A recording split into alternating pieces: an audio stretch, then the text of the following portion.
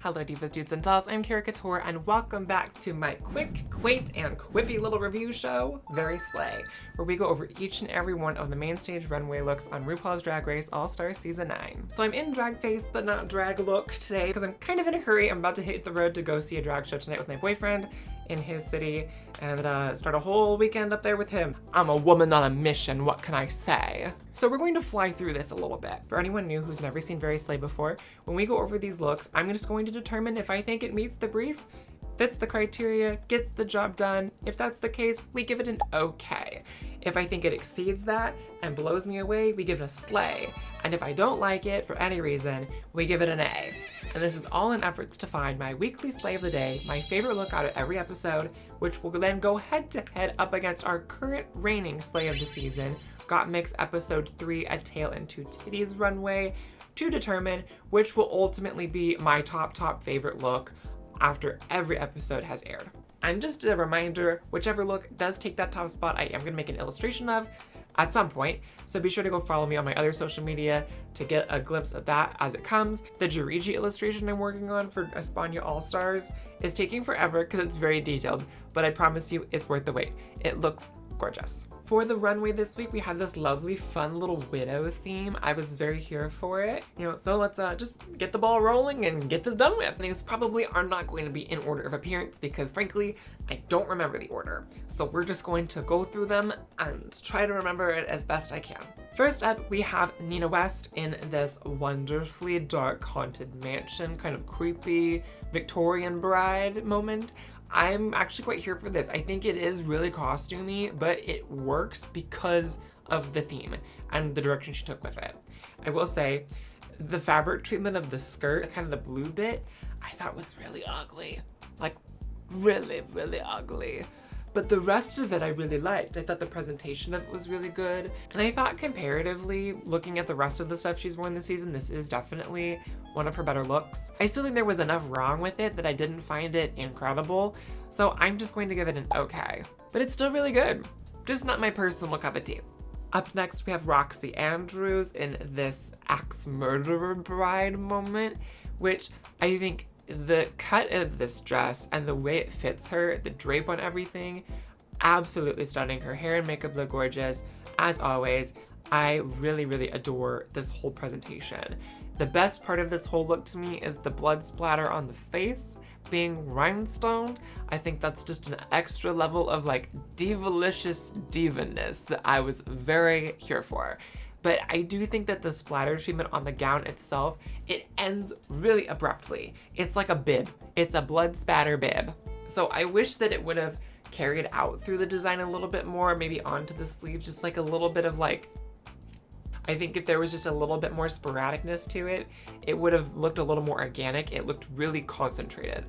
And I just think that that really takes it out of the fantasy just a smidge for me. But I do overall think that the rest of this is really well done. I'm just going to give this an okay as well. It's like Nina's. It's like on the precipice of being a slay for me, but there's enough things that I think could have been improved with it that it knocks it down a peg. Although I will say, this is much better than Nina's look comparatively. Next up, we have Angeria Paris Van Michaels in this literal Black Widow moment. I love this spiderweb collar headpiece situation and the hair urn built into the wig. I think that's very, very fun. This is a really different direction for Angeria aesthetically. I don't really think that we've seen very many things from her either season that have this dark lady aesthetic. And I think what I like about this look in particular is that the silhouette and everything is proportioned so well for her. The sense of scale is correct, and that's something I've had an issue with in previous weeks. I feel like there's some little things that are off. This is fitted enough and draped the right way that it's incredibly flattering on her. I have zero faults with this, zero complaints, giving this a slay. Next up, we have Plastic Tiara. Come on. Come on. Really? She's just not letting any of the girls breathe this season on the runway. Holy moly, is this garment gorgeous. The detailing, the print, the fabric treatment, the drape. It is absolutely, it's a stunning piece of textile and costume. The hair is gorgeous, it's sculpted, the makeup's right. I love the glittery tear. Really, really pretty. And I think just the immediate wow factor that this has when it came around the corner is more than enough for me to give this a slay. Up next, we have Gottmik in this dripping black candle wax moment.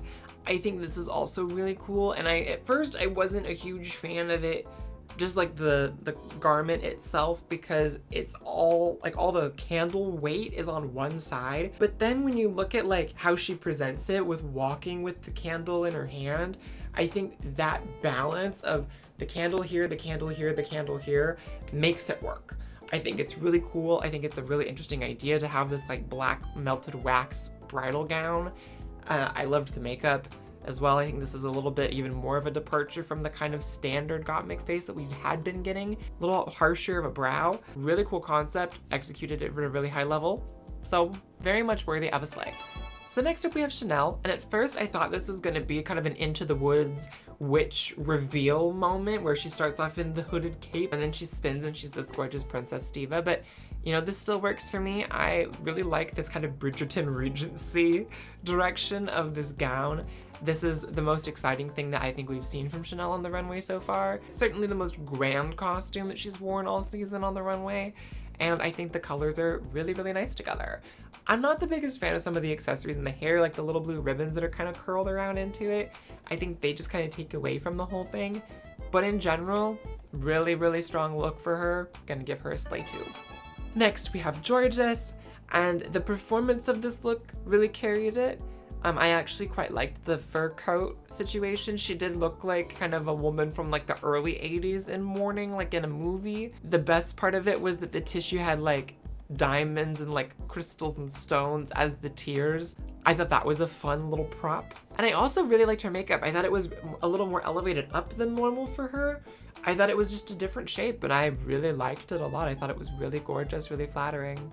However, the dress underneath it, really flat, really boring, not exciting to me at all. So for me, this got the job done, but it wasn't incredible by any means. So I'm gonna give her an okay. And finally, we have Miss Vanjie. I loved this so much. The fur coat, the scale of that, of those foxtails, was so perfect. It was the perfect shape, it was the perfect scale in relation to everything else. And the hair, the slicked updo with the stoned loaf bun piece and the veil over it, absolutely gorgeous on the runway. And the lingerie set underneath it, the diva's body is snatched here. She's given curves, she's given shape, she's given everything, and I loved it so much. I was very here for this best way to get over a man is to get under a new one kind of direction that she went with this widow in mourning look. So I'm going to give this a slay. I think this might actually be my favorite thing we've seen from her in the season so far.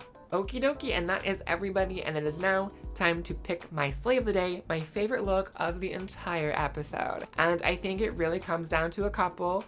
Ones that really nailed the execution of the theme, and ones that were just a really gorgeous garment. And I think this week, I have to give this to Plastique. I mean, this look was phenomenal. Even if I didn't think it totally hit the nail on the head in the most literal way on the theme, I cannot deny that this look alone just blew the rest of them out of the water. And now it's time to see how it stacks up against Gottmik in episode 3.